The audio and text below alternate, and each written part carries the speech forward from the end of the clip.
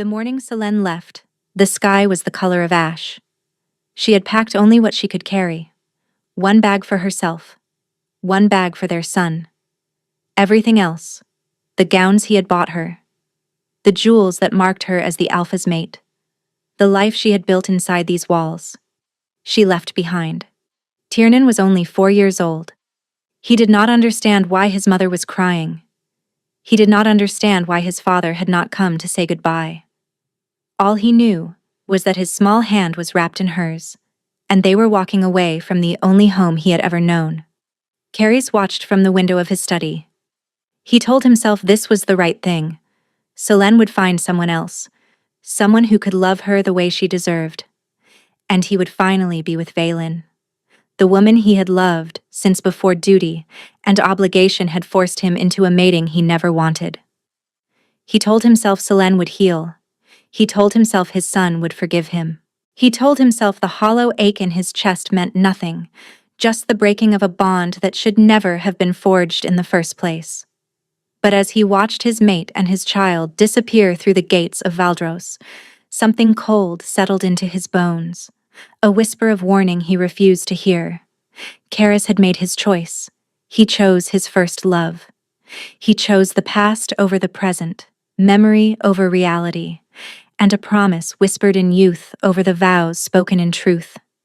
He did not know, could not know, that everything Vaylin had told him was a lie, and by the time he understood what he had lost, it would nearly be too late to get it back. The argument had ended hours ago, but Selene could still feel it ringing in her ears. She sat on the edge of the bed she had shared with Caris for 5 years, her hands folded in her lap, her breathing carefully controlled. She had learned long ago not to cry in front of him. Omegas were already seen as fragile. She refused to give him the satisfaction of proving them right. But alone now, in the silence of their chambers, the tears came anyway. He had said the words so calmly. That was what destroyed her most. Not anger, not cruelty, just a quiet, measured explanation, as if he were discussing trade agreements or border disputes. Vaylin is back. I never stopped loving her. You and I both know this mating was arranged. It would be better for everyone if we ended it cleanly. Cleanly. As if 5 years of marriage could be wiped away like dust from a shelf. As if the son sleeping in the next room was a minor inconvenience rather than a living, breathing piece of both of them. Selene pressed her palm against her chest where the mate bond pulsed weakly. It had never been strong, not like the bonds she had heard other mated pairs describe. Caris had always held part of himself back. She had told herself it was enough. She had told herself that affection could grow into love, that patience would be rewarded, that if she was just good enough, devoted enough, perfect enough, he would eventually see her. She had been a fool. A soft knock at the door made her wipe her face quickly. Mama? Tiernan stood in the doorway, his dark hair sleep-tousled, his gray eyes, and his father's eyes, wide with confusion. Why are you sad? Selene opened her arms and he ran to her, climbing into her lap with the easy trust of a child who had never known anything but love. She buried her face in his hair and breathed him in. Milk and honey and the faint cedar scent that marked him as his father's son. Mama is just tired, she whispered. Go back to sleep, little one. Is Papa coming? The question was a knife between her ribs. Not tonight. Tiernan accepted this with the simple resilience of childhood. He curled against her chest, and within minutes, his breathing had evened into sleep. Selene held him until her arms ached. Then she laid him gently on the bed and walked to the window. The moon hung low over Valdros, casting silver light across the vast grounds of the Pax ancestral estate. She had come here as a bride of 19, nervous and hopeful, believing that her arranged mating to the most powerful alpha in the Northern Territories was the beginning of something beautiful. She had given him everything. Her body, her loyalty, her youth, a son, and he had given her tolerance, polite distance, the occasional kindness that she had clung to like water in a desert. Now even that was being taken away. She thought of Wei Lin. The woman had returned to Valdros 3 weeks ago, all golden hair and knowing smiles, and Karis had transformed before Selen's eyes. The coldness she had learned to navigate melted when Valen was near. He laughed in ways Selen had never heard. He touched Valen with an ease he had never shown his own mate. Selen had tried to fight. She had tried to remind him of their vows, their son, and the life they had built. But Karis had looked at her with something worse than anger. He had looked at her with pity. "You deserve someone who can love you fully," he had said. "I am not that person. I never was." Selen turned from the window. She had a choice to make. She could stay and watch her husband flaunt his first love in her face, could endure the whispers of the pack, and could teach her son that love meant accepting crumbs from someone else's table. Or she could leave. She had no money of her own, no family to return to. Her parents had died when she was 17, and she had no siblings. The mating to Karis had been arranged by her uncle, who had traded her for political favor and then promptly forgotten she existed.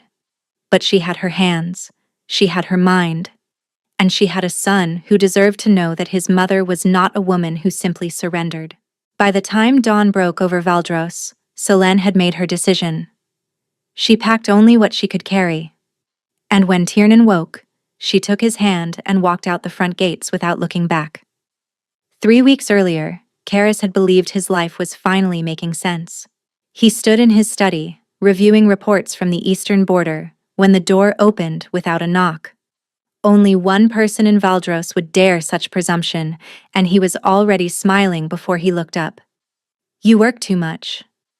Valen leaned against the doorframe, her golden hair cascading over one shoulder, her smile the same as it had been 10 years ago when they were young and foolish and desperately in love. "Someone has to keep this pack from falling apart," Karis replied, setting down his papers. She crossed the room with the fluid grace that had always made his heart stutter. "You have advisors for that. Betas. An entire council." She stopped in front of his desk, close enough that he could smell her perfume. Jasmine and something darker underneath. "You have a mate for that." The word landed with careful precision. Karis leaned back in his chair. "Seleni and I have an understanding." "Do you?" Valen tilted her head, her blue eyes soft with something like sympathy. "I have watched you with her, Karis. You are polite, distant. You share a bed but not a life. That is not an understanding. That is a prison." He should have defended his mate. He knew that. But the words would not come because Valen was right. His mating to Selen had been arranged by his father 6 years ago, a strategic alliance between Valdros and a smaller pack to the south. Karis had agreed because duty demanded it, because his father was dying and wanted to see his son settled, because Valen had vanished from his life without explanation, and he had convinced himself he would never see her again. Then Selen had arrived, quiet and serious and utterly unlike the woman he had loved. She was beautiful in a subtle way, dark hair and dark eyes, and a stillness that he could not read. She had given him a son. She had managed his household with flawless efficiency. She had never once complained when he came to her bed out of obligation rather than desire. But she was not Valen. She never had been. "Why did you come back?" Karis asked, the question he had been avoiding since Valen had appeared at his gates. Her smile faltered. "I told you. My father sent me away. He discovered our relationship and decided the alpha heir of a rival pack was not a suitable match for his daughter. He arranged a mating for me in the Southern Territories. I had no choice." "And your mate?" "Dead." Valen's voice was flat. 2 years now. There was no love between us, Karis. There was never anyone but you." She reached across the desk and took his hand. Karis felt the touch like fire. "I waited," she said softly. "I waited until I was free, and then I came back. I know you are mated. I know you have a son. But I also know that what we had does not simply disappear. Tell me you do not feel it. Tell me you do not still think of me." He could not tell her that, because he did think of her. Every day. Every night. through 5 years of lying beside a woman who was not her, he had thought of Vaylin. "I have a son," he said, but the words sounded weak even to him. "Your son will always be your son, but children are resilient. He will adapt." Vaylin squeezed his hand. "The question is whether you will spend the rest of your life performing duty, or whether you will finally allow yourself to be happy." Karis looked at her, this woman who had haunted his dreams for a decade, and he made the choice that would destroy everything. "I will speak to Selene," he said. "Tonight." Vaylin's smile was radiant. She leaned across the desk and kissed him, soft and slow and full of promise. "I have waited so long to hear you say that." When she pulled back, her eyes were bright with tears. "We are going to be so happy, Karis. You will see. Everything is finally going to be the way it was meant to be." She left him alone in his study, the taste of her still on his lips. And Karis, fool that he was, believed her. He did not see the smile that curved her mouth as she walked away. He did not notice that her tears had dried the moment she turned her back. And he did not hear the whisper she breathed into the empty corridor. "Now, it is just us." 6 months later, Selene barely recognized her own life. She had walked out of Valdros with nothing but 2 bags, and her son's hand in hers. She had expected to fail. She had expected to crawl back within weeks, broken and begging. Instead, she had survived. The first month had been brutal. She had no references, no connections, no pack willing to take in a disgraced Omega who had been publicly set aside by one of the most powerful alphas in the North. She had slept in boarding houses that smelled of mold and desperation. She had worked in kitchens, scrubbing pots until her hands cracked and bled. She had smiled through exhaustion because Tiernan was watching, and she would die before she let him see her break. Then she had found Brennick. The old beta had run a small inn on the outskirts of Thornwood, a neutral territory that sat between 3 pack lands and belonged to none. He had needed help. She had needed sanctuary. The arrangement had been practical at first. She cleaned rooms and served meals. He paid her a fair wage and asked no questions about the faded mark on her neck or the son who looked nothing like her. But Brennick had become more than an employer. He had become a friend, a mentor. A grandfather figure to Tiernan, who blossomed under the old man's patient attention. Now Selene stood in the kitchen of the Thornwood Inn, rolling dough for the evening bread, and she felt something she had not felt in years. Peace. "Mama, look!" Tiernan burst through the back door, his cheeks flushed from running, a handful of wildflowers clutched in his fist. "For you," he announced proudly. "Brennick said the purple ones are called lavenders and they help you sleep well." Selene wiped her hands on her apron and knelt to accept the crushed bouquet. "They are beautiful, little one. Thank you. I picked the best ones." Tiernan's face was serious with the gravity of a 5-year-old on an important mission. "Brennick said I have good eyes." "Brennick is very wise." From the doorway, the old beta laughed. He was weathered and white-haired, with a face like cracked leather and eyes that missed nothing. "The boy has talent. Perhaps I will make him my apprentice." "He is 5, Selene reminded him. "Perfect age to start learning. Untainted by bad habits."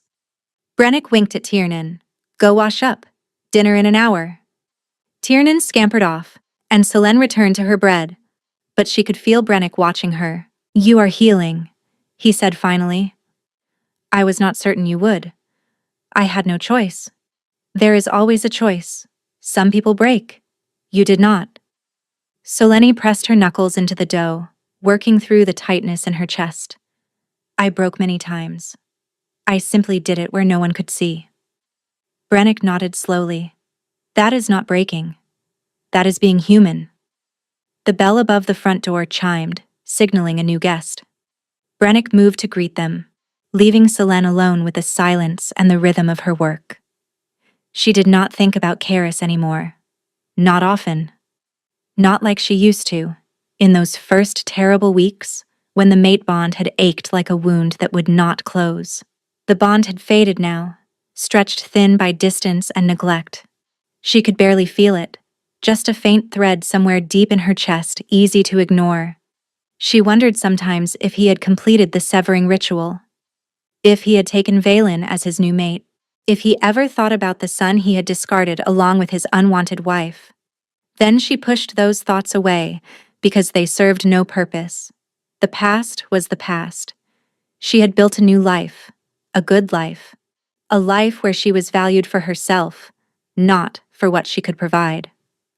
Selene shaped the dough into loaves and set them aside to rise. She did not know that 300 miles away, in the cold halls of Valdros, her former mate was learning that the woman he had chosen was not who she claimed to be. She did not know that Karis had already begun searching for her, driven by guilt and desperation and the growing horror of what he had done. And she did not know that he was closer than she imagined, because at that very moment the front door of the Thornwood Inn was opening, and the man stepping inside, cloaked and hooded against the autumn chill, was staring at a dark-haired woman through the kitchen doorway.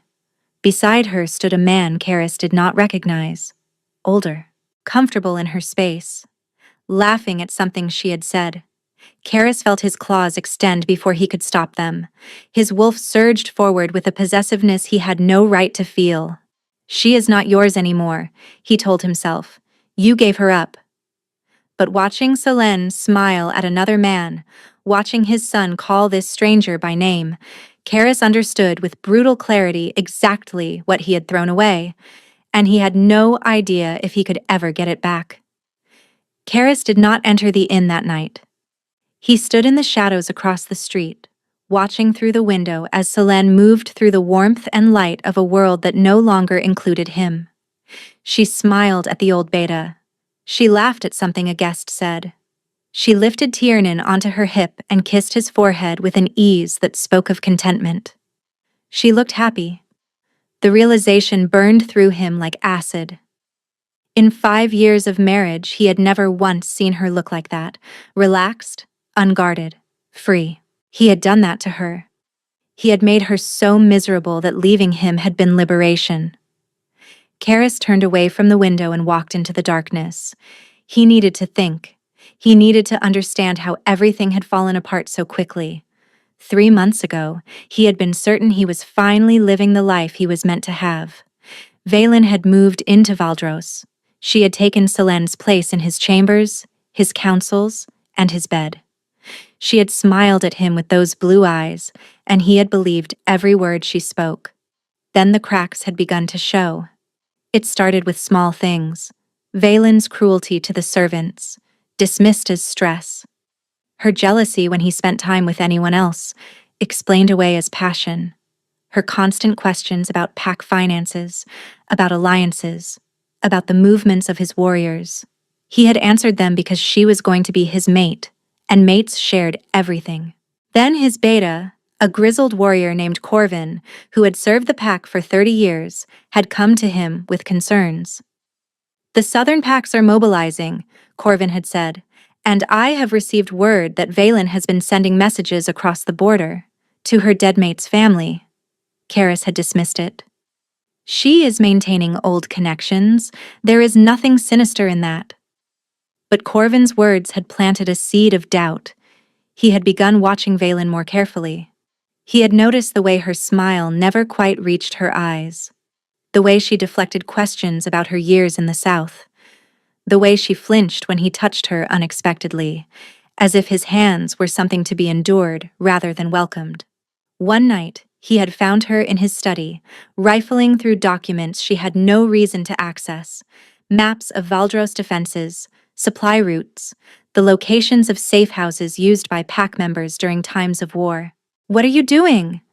She had spun around, and for one unguarded moment, he had seen something beneath her beautiful mask, something cold, something calculating. Then it was gone, replaced by a trembling smile. "I could not sleep. I was looking for something to read." He had wanted to believe her. He had needed to believe her because the alternative meant admitting that he had destroyed his family for a lie. But 3 nights later, one of his warriors intercepted a messenger carrying sealed letters from Valen to a rival pack in the south. The pack that had been her dead mate's family. the pack that had been building forces along the border for months.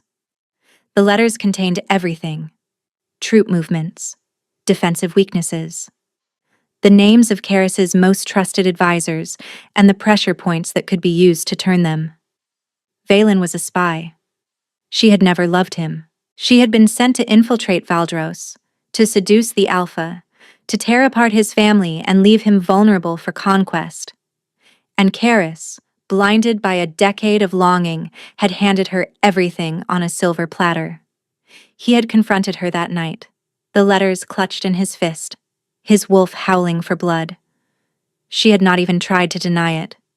"You were always so easy," she had said, her voice stripped of warmth, pining for a fantasy, ignoring the devoted wife right in front of you. "All I had to do was appear, and you threw away everything that actually mattered. I loved you. You loved a memory. I was never that girl, Caris. I was always this." She had smiled then, and it was like watching a mask finally fall. "Your father was right to send me away. He saw what you refused to see, that I would destroy you if given the chance." His father. The revelation had struck him like a physical blow. "My father knew? Your father paid mine to take me away. He knew what I was, what my family was. He arranged your mating to that Omega specifically to protect you from me." Valen had laughed softly. "And you resented him for it. You resented her. You spent 5 years punishing an innocent woman for loving you, all because you could not let go of a pretty face." Karis had wanted to kill her. His claws had extended, his vision had narrowed to red, and for one terrible moment, he had understood exactly how easy it would be. But killing her would not bring back what he had lost. He had ordered her taken to the cells instead. He had sent word to his allies about the southern threat. He had begun preparing Valdros for a war that his own foolishness had invited. And then he had set out to find his mate and his son. It had taken 2 months to track them. Selene had covered her trail well, moving through neutral territories, using her maiden name, avoiding anywhere connected to her former life. But Karis had resources she did not, and he had a desperation that drove him forward when exhaustion demanded he stop. Now he stood in the cold outside an inn in Thornwood, watching the woman he had wronged, and he knew that finding her was the easy part. Getting her to forgive him might be impossible. He returned to the room he had rented in a boarding house on the other side of town. He sat on the edge of the narrow bed and stared at his hands. These hands had pushed his wife and son away as if they meant nothing. These hands had held Valen while his true mate packed her bags and left. These hands had waved away his son's existence like an inconvenience. Karis closed his eyes. He remembered the day Tiernan was born.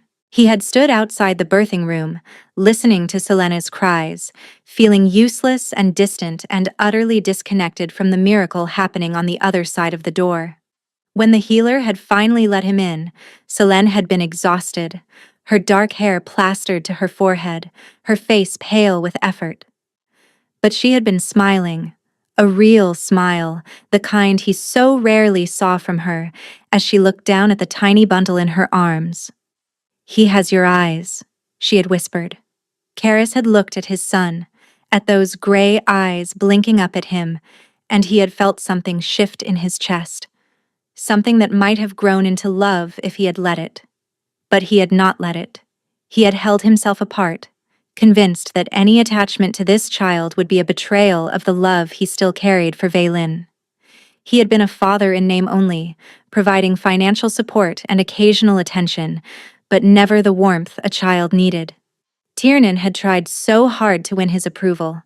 Karis remembered small hands tugging at his sleeve, a hopeful voice asking, "Papa, will you play with me?" And he remembered his own responses, distracted and dismissive. "Not now. Papa is busy." Always busy, never there. And when he had finally told Selene he was ending their bond, Tiernan had been sleeping in the next room, unaware that his father was about to erase him from his life. What kind of man does that? Karis opened his eyes and stared at the cracked ceiling of his rented room. He knew the answer now. A fool. a coward. A man so blinded by fantasy that he destroyed everything real. He would go to her tomorrow. He would beg if necessary. He would spend the rest of his life earning back what he had thrown away.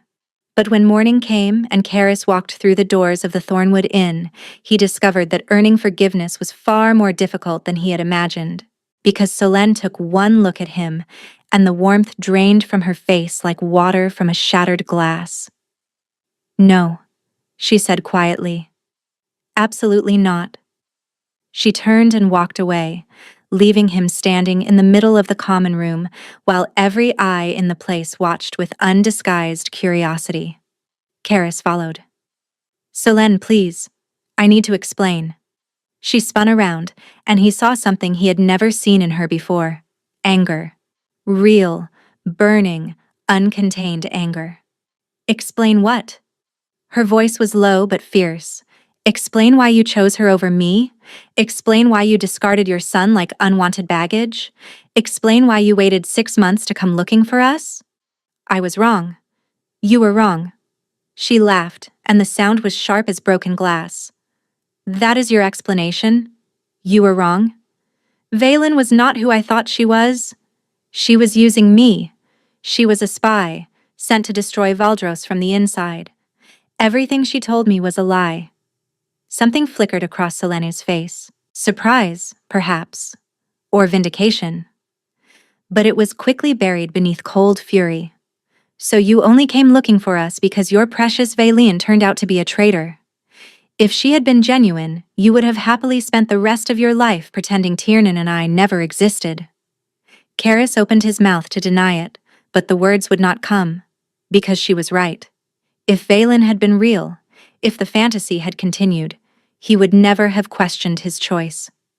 He would have convinced himself that Selene was better off without him. He would have told himself that Tiernan would adapt. He would have built a new life on the ashes of the old one and never looked back. It was only when the lie collapsed that he saw the truth. And that truth damned him more than any accusation she could make. "I deserve that," he said quietly. "I deserve everything you want to say to me. But I am not here for myself. I am here for Tiernan." "Tiernan?" Selena's voice cracked on the name. "You want to talk about Tiernan?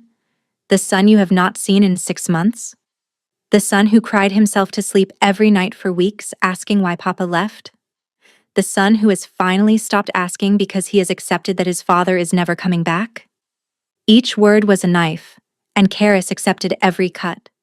"I want to see him. No. He is my son. He is my son." Selene stepped closer, and despite being a head shorter than him, she seemed to fill the room. "I carried him. I birthed him.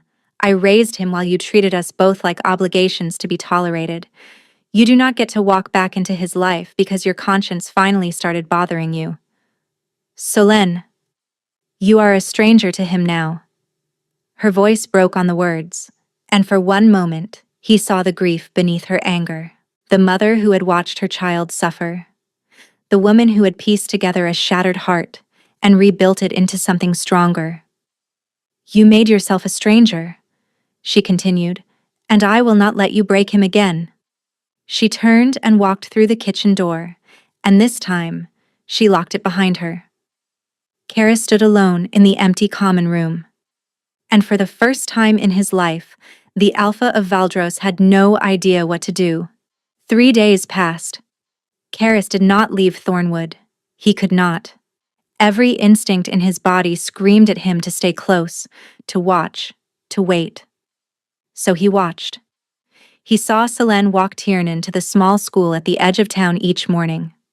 He saw the way she knelt to adjust his coat, the way she kissed his forehead, the way Tiernan hugged her with the fierce devotion of a child who knew he was loved.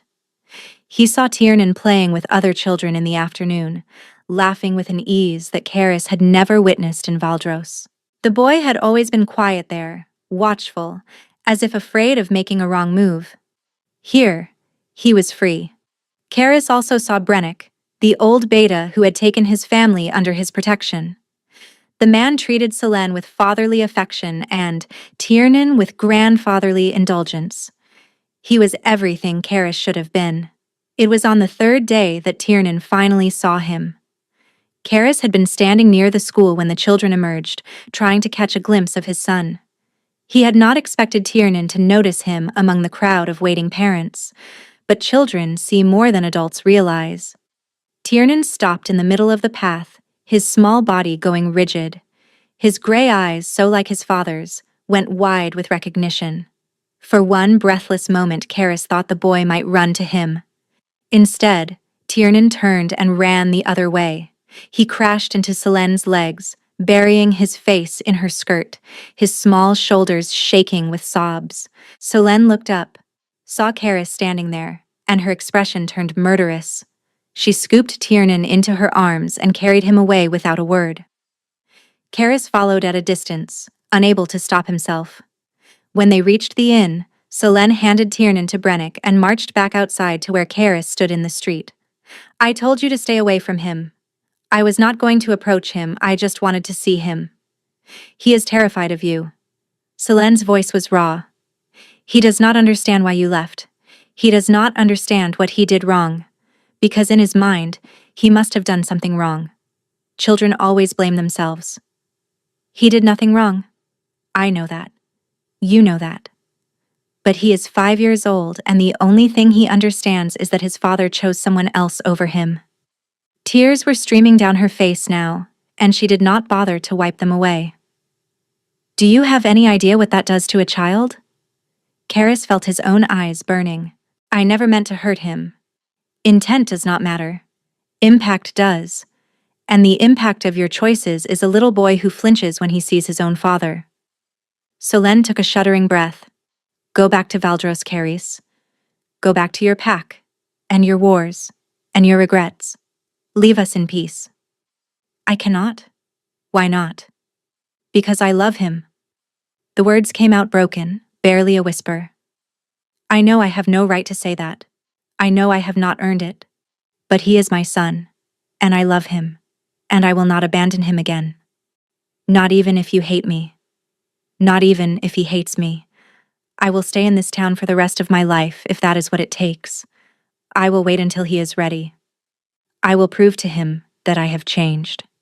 Selene stared at him for a long moment. Something shifted in her expression. Not softening, exactly, but a crack in the wall she had built. "You think words are enough? You think showing up and making speeches will undo 6 months of abandonment? No. That is why I am not asking for forgiveness. I am asking for the chance to earn it." "And what about me?" Her voice was barely audible. "What about everything you did to me?" Karis looked at this woman, his mate, the mother of his child, and he finally allowed himself to see her. Not as a substitute for someone else, not as an obligation, but as herself, Selene, brave enough to walk away when he gave her nothing, strong enough to build a new life from nothing, fierce enough to protect their son from the man who had hurt him most. "I see you now," he said quietly. "I know it is too late. I know you will probably never forgive me. But I see you, Selene. And you deserve so much better than what I gave you." For a moment, her composure cracked. Then she rebuilt it, brick by brick, right before his eyes. "Stay if you must," she said finally. "But you do not come near Tiernan unless he chooses to approach you. You do not speak to him unless he speaks first. You do not push, you do not pressure. You do not make this about your guilt. This is about him. Not you. I understand. I doubt that. But perhaps you will learn." She turned to go, then paused. "And Karis, if you hurt him again, there is no place in this world where you will be safe from me." He believed her. 2 weeks crept by like years. Karis rented a small cottage on the edge of Thornwood. He found work at the lumber mill outside town, manual labor that left him exhausted enough to sleep without dreaming. He kept his distance from the inn, from Selene, from the son who watched him sometimes from across the street with wary, uncertain eyes. He was not used to patience. Alphas acted. Alphas conquered. Alphas did not wait and hope and accept whatever scraps were offered. But this was not a battle he could win with force. This was a war of attrition, fought in small moments, measured in millimeters of trust. Brennick was the first to approach him. The old beta appeared at Karis's cottage one evening, a bottle of whiskey in hand, and invited himself inside without asking permission. "You are either the most stubborn man I have ever met," Brennick said, settling into the only chair, "or the most foolish." "Perhaps both." Brennick poured 2 glasses and slid one across the table. "Selene told me what happened. Not everything, but enough. You chose another woman over her. Over your boy. Then you came crawling back when the other woman betrayed you. That is an accurate summary. And you expect forgiveness?" "No." Karis took the glass but did not drink. "I expect nothing. I am simply here." Brennick studied him with shrewd old eyes. "The boy talks about you sometimes. Not often. But sometimes, late at night when he thinks no one can hear, he asks his mother if Papa is ever coming home." Karis's throat tightened. "She tells him that Papa made choices, and choices have consequences, and some broken things cannot be fixed." Brennick took a long sip of whiskey. "But I have watched you these past 2 weeks. You work. You wait. You do not push. You do not demand. That is not the behavior of a man who only cares about himself." "I am trying to be better." "Trying is something." Brennick rose, leaving his half-finished drink on the table. "The boy has nightmares, almost every night. He dreams that everyone he loves leaves and never comes back. Selene sits with him until he falls asleep again. She has not slept through the night in 6 months." The information was a gift, offered without explanation. Karis understood what Brennick was telling him. The cost of his choices was still being paid, every night, by the people he had wronged. "Why are you telling me this?" Brennick paused at the door. "Because I have watched Selene work herself to exhaustion trying to be both mother and father. Because I have watched Tiernan struggle with wounds no child should carry. And because despite everything, I see the way that boy still looks for you. He is angry and scared and confused, but somewhere underneath all that, he still wants his father. What do I do? Be patient. Be present. Be worthy of him." Brennick opened the door. "And pray that you get the chance to prove it before something breaks beyond repair." He left Karis alone with his whiskey and his thoughts. The next morning, Karis was walking to the lumber mill when he heard the scream. It was a child's scream, high and terrified, coming from the direction of the river. He ran before his mind fully processed what was happening. His wolf surged forward, lending speed and strength, and he crashed through the underbrush toward the water. A group of children stood on the bank, pointing and crying. And in the middle of the swollen spring current, desperately clinging to a branch that was slowly breaking away from the shore, was Tiernan. "Papa!" The word tore from the boy's throat, pure instinct overriding 6 months of fear and abandonment. "Papa, help!" Karis did not hesitate. He hit the water at full speed, the cold shocking the breath from his lungs. The current was brutal, swollen with snowmelt from the mountains, and it fought him for every inch of progress. But nothing in this world could stop him from reaching his son. He grabbed Tiernan just as the branch snapped free. The boy wrapped his arms around Karis's neck with desperate strength, sobbing against his shoulder. Karis fought the current, kicking toward the shore, his muscles screaming with effort. They crashed onto the bank in a tangle of limbs and gasping breath. Tiernan would not let go. "Papa!" He sobbed over and over. "Papa, Papa, Papa!" Karis held his son against his chest, pressing his face into the boy's wet hair, and he wept. "I am here," he whispered.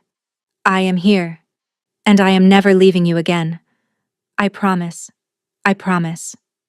He did not know how long they stayed like that, father and son clinging to each other on the muddy riverbank. He only knew that when he finally looked up, Selene was standing at the edge of the trees. Her face was white with terror. Her hands were shaking, and her eyes, meeting his over their son's trembling body, held something that had not been there before. Not forgiveness, Not yet. But the first fragile crack of possibility. Tiernan developed a fever that night. The river water had been ice cold, fed by mountain snow, and the boy's small body could not fight off the chill. By evening, he was burning hot, shivering violently, and crying out in his sleep for a father who refused to leave his side. Solène worked through the night, applying cold compresses, forcing sips of water between cracked lips, whispering prayers to gods she was not certain she believed in. Kara sat in the corner of the room, watching helplessly. "Let me help," he said for the 10th time. "You cannot help." Solène's voice was exhausted, stripped of anger, leaving only fear. "There is nothing either of us can do except wait." But waiting was agony. Brennick had sent for a healer, but the nearest one was 2 towns away. Until she arrived, they could only fight the fever with old remedies and desperate hope. Around midnight, Tiernan's breathing changed. It became shallow, labored, rattling in his chest with a sound that made Karis's blood run cold. "No." Solène pressed her hand against her son's forehead, feeling the heat radiating from his skin. "No, no, no, Tiernan, stay with me, please. Please stay with me." The boy did not respond. Karis was across the room before he knew he was moving. He pulled Tiernan into his arms, the small body limp and burning, and something ancient stirred inside him. His wolf. Not the predator. Not the alpha dominance he used to command his pack. Something deeper. Something older. The primal bond between parent and child, the tie that existed before language, before society, before anything except the desperate need to protect one's young. Karis had never been a spiritual man. He had paid lip service to the old traditions, the rituals that connected shifters to their animal spirits. But he had never truly believed. Now, holding his dying son, he believed. He closed his eyes and reached into that place where his wolf lived. "Please," he begged. "I know I have no right to ask for anything. I know I have failed him in every way a father can fail. But he is innocent. He does not deserve to pay for my mistakes. Take me instead. Take anything. Just let him live." The wolf stirred, listened, considered. And then Karis felt something he had never experienced before. A flow of energy, moving from him into Tiernan, his own life force, his own vitality, pouring through the bond between father and son. It felt like dying, like pieces of himself were being carved away, but he did not stop. He gave everything he had. The room began to blur. His arms grew weak. Distantly, he heard Solène screaming his name, but it sounded very far away. Then darkness. Karis woke to sunlight. He was lying in an unfamiliar bed covered in blankets, his entire body aching as if he had been beaten with stones. His throat was dry, his head pounding, and for a long moment, he could not remember where he was or how he had gotten there. Then memory returned in a flood. Tiernan. He tried to sit up and nearly collapsed. Strong hands caught him, eased him back against the pillows. "Easy." Brennick's weathered face swam into focus. "You nearly killed yourself. The healer said she has never seen anything like it." "Tiernan." The word came out as a croak. "Is he alive?" Fever broke around Dawn. "He is sleeping in the next room, healthy as any boy who nearly drowned has a right to be." Relief crashed through Karis so intensely that he felt tears spilling down his cheeks. What did I do? Something old. Something most shifters have forgotten is even possible. Brennick handed him a cup of water. "You gave him your strength, your life force. You nearly emptied yourself completely. I did not know I could do that. Neither did anyone else. But the bond between parent and child is powerful. Powerful enough to work miracles, apparently, if the parent is desperate enough." The old beta studied him with something approaching respect. "You were willing to die for him?" "Yes." "Without hesitation, without thought for yourself?" "He is my son." Brennick nodded slowly. "Yes, he is." The door opened and Solène stepped inside. She looked worse than he felt. Dark circles under her eyes, her hair tangled, her dress wrinkled from sleeping in a chair. But she was looking at him differently now. The wall was still there. The anger, the hurt, the years of neglect and abandonment. But there was something else too. You saved him, she said quietly. I nearly killed him in the first place. If I had been a real father, he would not have been so desperate for my attention that he tried to impress those other children by crossing the river.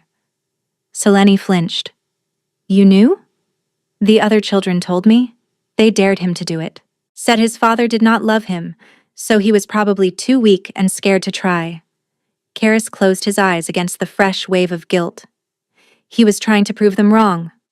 Silence stretched between them. Then Selene did something unexpected. She sat on the edge of his bed. When you collapsed, she said, her voice barely audible. When I thought you were dying too, I felt something I did not expect. What? Fear. She looked at her hands, clasped in her lap. Not satisfaction, not vindication, fear. I was terrified of losing you. Selene, do not. She held up one hand. Do not read more into this than it is. I still have not forgiven you. I do not know if I ever will. But watching you pour your life into our son, watching you sacrifice yourself without a moment's hesitation, it made me realize something. What? She met his eyes, and he saw the tears she was trying to hold back. The man I married would never have done that. The man who chose Vaylin over us would never have risked himself for anyone. Her voice cracked. So either you have changed, or I never really knew you at all. I have changed. He reached for her hand, then stopped himself. I am changing. I do not know if I will ever be worthy of your forgiveness, but I will spend the rest of my life trying. She looked at his outstretched hand. For a long moment she did not move.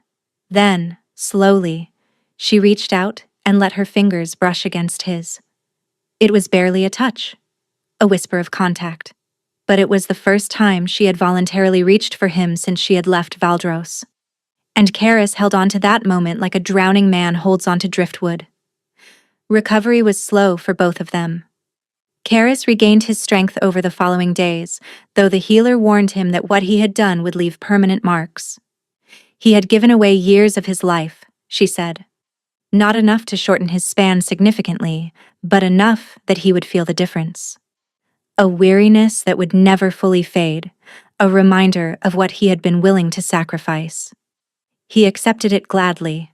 Tiernan, meanwhile, recovered with the resilience of childhood. Within a week, he was running and laughing again, the terror of the river already fading into memory. But his relationship with Karis had transformed. The boy no longer flinched when his father approached. He did not run away or hide behind his mother's skirts. Instead, he watched Karis with cautious curiosity, as if trying to reconcile the father who had abandoned him with the father who had saved his life. It was progress. Fragile, uncertain progress, but progress nonetheless. Then the messenger arrived from Valdros. Karis was sitting on the porch of his cottage, watching the sunset, when the rider appeared. The man wore the colors of his pack, and his face was grim. My lord. The messenger dismounted and bowed. I bring urgent news. Speak. Vaylin has escaped. The words hit Karis like a blow. How? She had help. Guards were bribed. Doors were unlocked. By the time anyone noticed, she was gone. The messenger hesitated. There is more, my lord. She left a message. What message? She said she is coming for what you love most. She said you took everything from her, and she will take everything from you. Karis was on his feet before the messenger finished speaking. Selene, Tiernan. Vaylin knew about them. She had been living in Valdros when Selene left. She knew about the inn, about Thornwood, about everything. He ran. The inn was only a few minutes away, but every second felt like an eternity. His wolf howled with fear, with rage, with the desperate need to protect what was his. He burst through the door to find the common room empty. Selene! His voice echoed off the walls. Tiernan! They are not here. The voice came from the shadows near the fireplace. Valen stepped into the light, and she was exactly as he remembered her. Golden hair, blue eyes, a smile that had once made his heart race. But now he saw what lay beneath the beauty, the calculation, the cruelty, the emptiness where a soul should have been. Where are they? Safe, for now. She moved closer, and he saw the knife in her hand. I have not decided what to do with them yet. It depends on you. What do you want? What I have always wanted. Valdros. She tilted her head, studying him like a predator examining prey. You took that from me. You locked me in a cell and sent me to rot while you ran off chasing your little Omega and her whelp. Now you are going to give me what I deserve. And if I refuse? Her smile widened. Then I kill them both, starting with the boy. Karis's vision went red. He lunged for her, but she was faster than she should have been. She danced away, laughing, and two men stepped out of the shadows behind her. Mercenaries, by the look of them. Hired muscle. Now. Valen wagged her finger. No heroics. You might be an alpha, but you are weak from nearly killing yourself for that boy. And my friends here have been paid very well to make sure you behave. Karis forced himself to stop, to think. Where are they? He asked again, his voice dangerously calm. Close. Valen perched on the edge of a table, swinging her legs like a child. The old beta tried to fight. He is probably dead by now, poor thing. The woman and the boy are in the cellar, waiting to see if you love them enough to save them. Tell me what you want. I told you. Valdros. Sign over your territory, your titles, and your pack. Walk away and never come back. She examined her nails casually. Do that, and I will let them live. You expect me to believe you will keep your word? No, but you will do it anyway, because you have no other choice. She was right. Karis looked at this woman, this monster who had destroyed his life, and he understood with perfect clarity what he had to do. Very well, he said. I will sign whatever you want. Valen's smile faltered just slightly. She had expected more resistance. Truly? My pack means nothing without them. Take Valdros. Take everything I have. Just let them go. Something flickered across her face. Doubt, perhaps, or suspicion. But greed won out. I knew you would see reason. She gestured to one of the mercenaries. Bring the woman up. Let her watch her mate surrender everything for her. I want her to see how weak he is. The mercenary disappeared down a back hallway. Karis waited. His wolf was coiled inside him like a spring, every muscle tensed for violence. But he forced himself to remain still, to appear defeated, and to give Valen the victory she craved. The mercenary returned, dragging Selene by the arm. She was bruised, her lips split, but her eyes were blazing with defiance. When she saw Karis, something complicated crossed her face. Are you hurt? He asked. I will live. Her voice was steady despite the fear he could smell beneath her calm. Tiernan is still downstairs. They have not touched him. How touching, Valen drawled. The happy family, reunited at last. Too bad it will not last. She pulled a document from her cloak and slapped it onto the table. Sign. Now? Karis moved toward the table. He picked up the quill. He looked at Selene. And then he moved. It happened so fast that even his wolf could barely track it. He flipped the table into Valen's face, sending her sprawling. In the same motion, he grabbed the knife from her hand and buried it in the nearest mercenary's throat.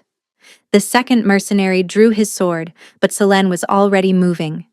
She snatched a heavy candlestick from the mantel and swung it with all her strength. The man went down. Valen scrambled to her feet, her face twisted with rage. You will regret this. No.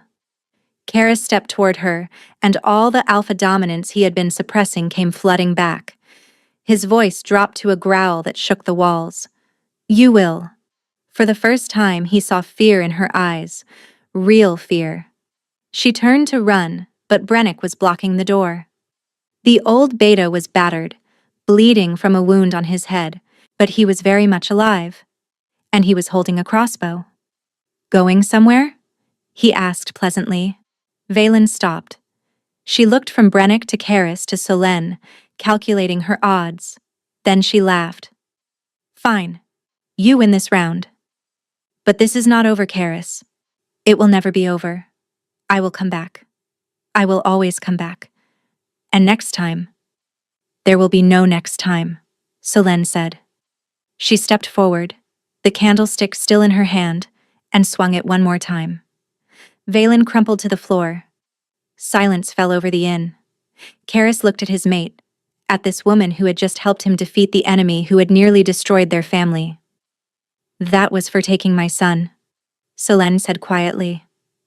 And for making me waste 5 years loving a man who could not see me. She dropped the candlestick and walked past him toward the cellar. I am going to get Tiernan. Make sure she does not wake up before the authorities arrive. Then she was gone. Karis stood in the wreckage of the common room, surrounded by unconscious enemies, and despite everything, he almost smiled. That was his mate. Fierce, strong, unbreakable. And he had almost lost her forever. The days after Valen's capture passed in a blur. Authorities from Thornwood took her into custody. Messengers were sent to Valdros, where Corvin had maintained order in Karis's absence. The threat from the southern packs evaporated when their spy was exposed, and tentative peace negotiations began. Karis stayed in Thornwood. He could have returned to his pack. His duties demanded it. But every time he considered leaving, he looked at Tiernan, at Selene, and knew that his place was here. The pack could survive without him for a while longer. His family could not. Brennick recovered quickly, his beta constitution helping him heal from wounds that would have felled lesser men. He took particular pleasure in telling anyone who would listen that he had held off 2 mercenaries single-handedly, though his version of the story grew more elaborate with each retelling. Tiernan, for his part, seemed remarkably untraumatized by his brief captivity. Children were resilient that way. He had been frightened, yes, but his mother had been with him, and his father had come to save them. In his young mind, that was how the world was supposed to work. It was Selene who remained distant. She spoke to Karis when necessary. She allowed him to spend time with Tiernan. She even thanked him, formally and stiffly, for saving their lives. But the wall between them remained. Karis did not push. He had promised to earn her forgiveness, and that meant accepting her pace, her terms, and her boundaries. Even when it felt like dying by inches. Then one evening, 3 weeks after Valen's defeat, Selene knocked on the door of his cottage. Karis opened it to find her standing in the fading light, her arms wrapped around herself, her expression uncertain. "Can I come in?" "Of course." He stepped aside and she entered. She looked around the small space, taking in the sparse furnishings, the unmade bed, the single plate and cup drying by the basin. "You live like a soldier." "Old habits." She turned to face him. "Why are you still here?" "You know why. Valdros needs its alpha. Valdros has Corvin. He is more than capable of managing things until I return." Karis hesitated. "If I return?" Selene's brow furrowed. "What do you mean?" "I have been thinking." He moved to the window, looking out at the darkening sky. "About what matters. About what I want my life to look like. And I have realized that none of it means anything without you and Tiernan." "Karis, I know you have not forgiven me. I know you may never forgive me. But I also know that I cannot go back to being the man I was before. Cold, distant, putting duty above everything else." He turned to face her. "I would give up Valdros. All of it. If it meant I could stay here with you." Selene stared at him. "You would abandon your pack? Your people?" "I would find a way. Appoint a successor. Merge with a neighboring territory. Whatever it takes." He took a step toward her. "I chose wrong once. I chose legacy over love, memory over reality. I will not make that mistake again. This is madness. Perhaps, but it is also the truth. She was silent for a long moment. Then, slowly, she sat down on the edge of his bed. When you collapsed, she said quietly, when you were giving everything to save Tiernan, I felt the mate bond for the first time in months. Really felt it. Not the faded thread it had become, but the full connection. Burning. I felt it too. It terrified me. She looked up at him, and her eyes were bright with unshed tears. I had spent 6 months convincing myself I did not need you, that I was better off alone, that Tiernan and I would build a life without you, and it would be enough. Was it? It was surviving. Her voice broke. But it was not living. Every night I lay awake thinking about you, hating you, missing you, wanting you back and dreading your return in equal measure. Karis crossed the room and knelt before her. Selene, do not. She held up a hand. Let me finish. He waited. You broke me. The words came out raw, torn from somewhere deep. Not just when you chose Valen, but every day of our marriage, when you looked through me instead of at me. When you came to my bed out of obligation and left before dawn. When you treated our son like an afterthought. You broke me slowly, piece by piece, and I did not even realize it was happening until I had nothing left. I know. But when you saved Tiernan, when you gave your life for his without hesitation, something changed. She reached out, her hand trembling, and touched his face. I saw who you could be, who you are trying to become, and I realized that I have a choice too. What choice? I can hold on to my anger, build walls so high that nothing ever hurts me again, keep you at arm's length for the rest of our lives. Her thumb traced his cheekbone. Or I can try. I can let myself believe that people can change, that you can change, that we might still have a chance at something real. Selene. His voice was hoarse with emotion. What are you saying? She leaned forward, resting her forehead against his. I am saying that I want to try. Her breath was warm on his lips. I am not promising forever. I am not promising forgiveness. But I am promising to try. If you will. Yes. The word came out broken with relief, with hope, with the desperate love he had buried for so long. Yes. Whatever you need. However long it takes. I will prove to you that I am worth the risk. She kissed him. It was soft, tentative, nothing like the passionate encounters of their early marriage. This was something new, something honest. Two broken people reaching for each other in the darkness, hoping to find their way back to the light. When they finally pulled apart, Selene was crying. But so was he. 1 year later. The garden at Valdros was in full bloom, summer flowers cascading in waves of color across the terraces that overlooked the valley. It was Selene's garden now.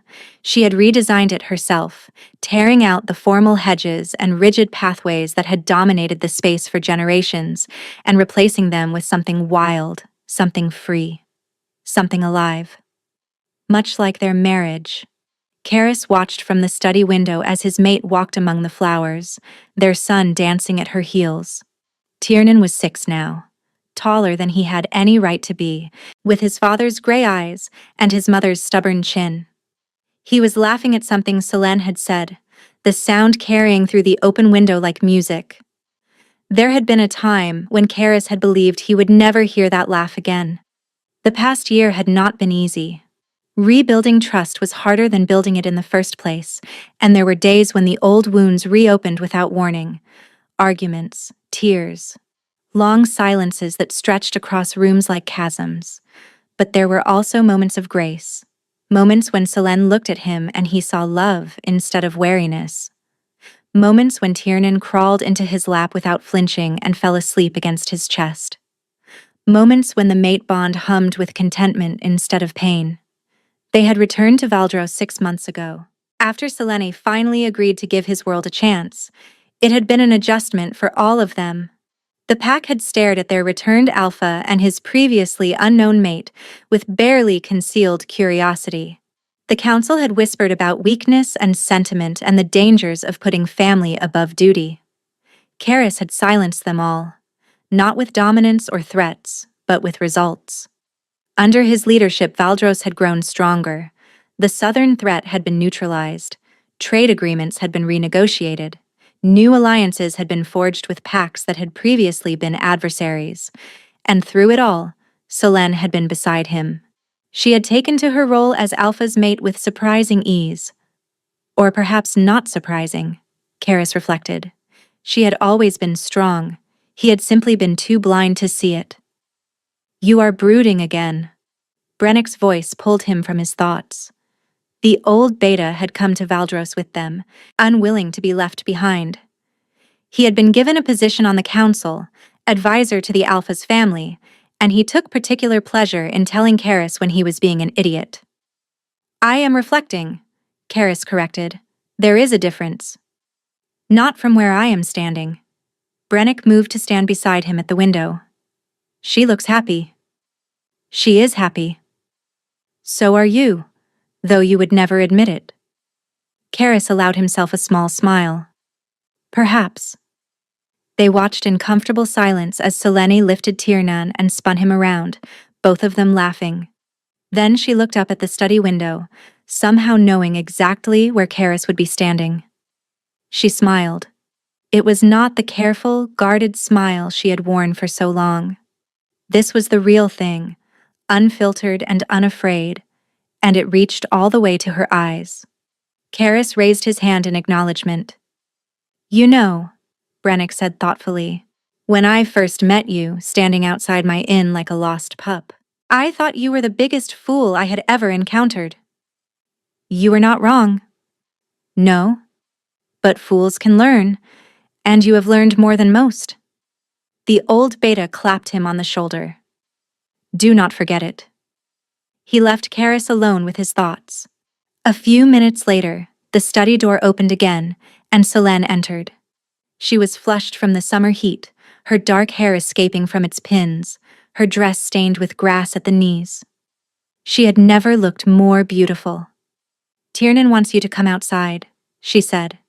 "He has something to show you." "What is it?" "I have been sworn to secrecy."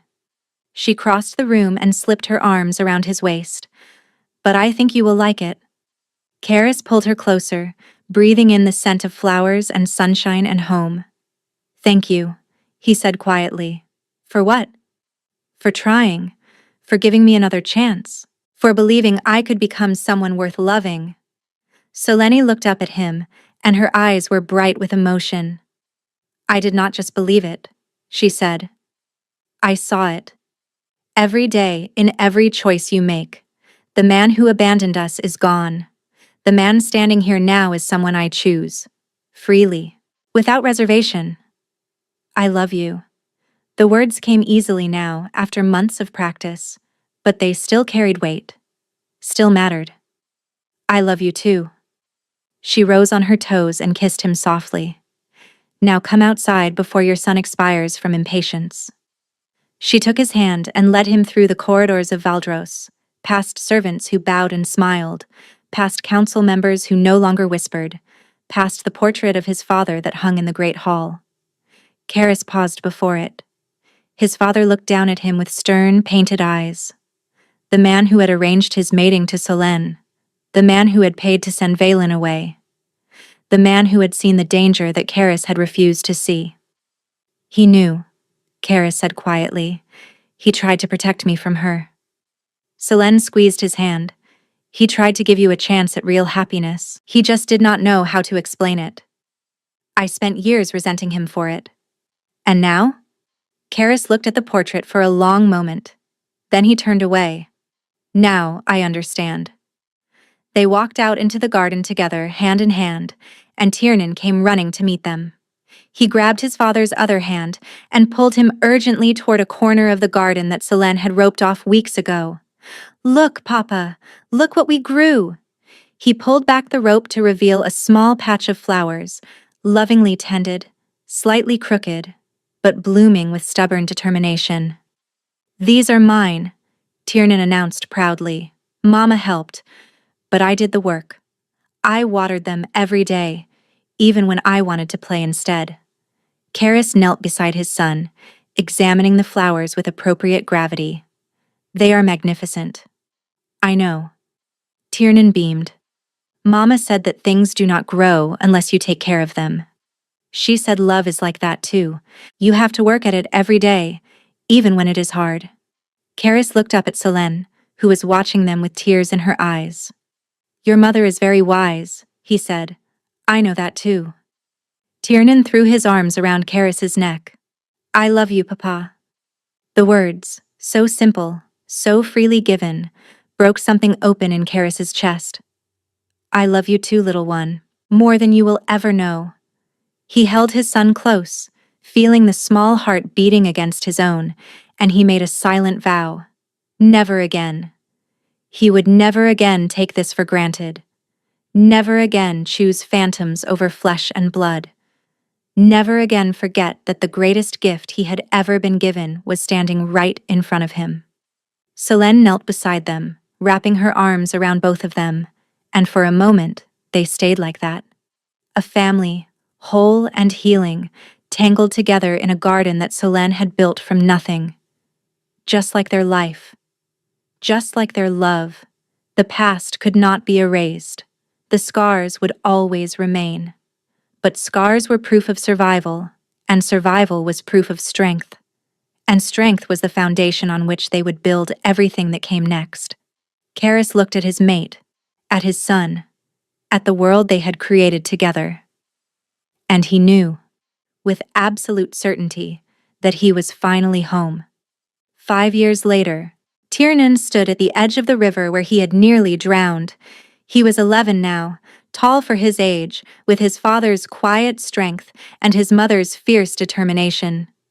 He was not afraid of the water anymore. His father had taught him to swim properly, had spent countless hours in the shallows with him until the fear had faded into memory. But he came here sometimes anyway, to remember, to think. Footsteps approached behind him. Your mother is looking for you. Tiernan did not turn around. I know. I just wanted a moment. His father moved to stand beside him, and they looked at the river together in comfortable silence. I remember that day, Tiernan said finally.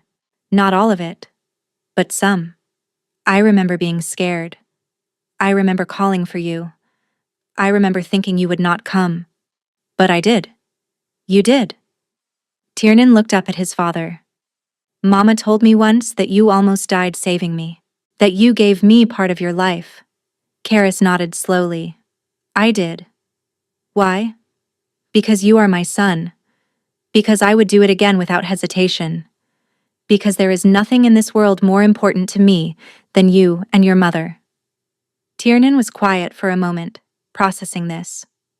The other children used to say you did not love me, back in Thornwood, before everything changed. I know. And they were right, in a way. I did not know how to love you then. I did not know how to love anyone.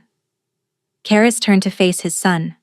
But I learned, because of you, because of your mother. Because sometimes we do not know what we are capable of until we are forced to choose. And you chose us. I chose you. And I will keep choosing you every day for the rest of my life. Tiernan nodded, satisfied. Then he surprised his father by stepping forward and wrapping his arms around him in a tight hug. I am glad you came back, he said, his voice muffled against Karis's chest. I am glad you did not give up. Karis held his son, feeling the steady beat of the heart he had once saved, and smiled. So am I. They walked back to Valdros together, father and son, as the setting sun painted the sky in shades of gold and crimson. Behind them, the river flowed on, carrying the past away, making room for everything yet to come. Thank you for listening to this story. If you enjoyed it, please leave a comment and let me know what you thought. Your support means more than you know.